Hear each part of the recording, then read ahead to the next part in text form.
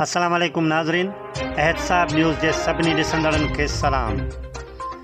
नाज़रीन, सकरण मां असगर अली लाखो जी रिपोर्ट मुताबिक़ टाउन कमेटी सकरण जो शुमार ज़िले जे वॾनि ऐं बहितर कारकर्दगी ॾेखारींदड़ टाउन कमेटियुनि में थिए थो। सफ़ाई सुथराई खां वठी अमले सां सुठे वर्ताव सबबि मिसाली टाउन कमेटी आहे।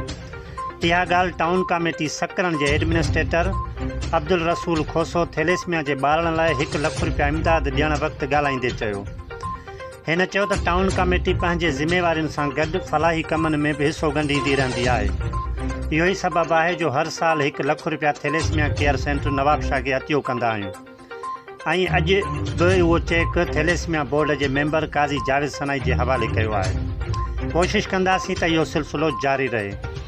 यादि रहे त 2 साल अॻु टाउन कमेटी सकण जे उन वक़्त जे चेयरमैन सैयद मोहम्मद मुनीर शाह काउंसिल मां 1 लख रुपया पास करायो हो, जेको हिन साल बि ॾिनो वियो। उन मौक़े ते town officer Syed Ghulam Murtaza Shah, assistant account officer Sajjad Hussain Lari, sanitary inspector Abdurrahman Rajput ऐं अब्दुल हफ़ीज़ मंगसी पिणु उन मौक़े ते मौजूदु हुआ। वधीक ख़बरुनि ऐं अपडेट्स जे लाइ ॾिसंदा रहो एहतसाब न्यूज़।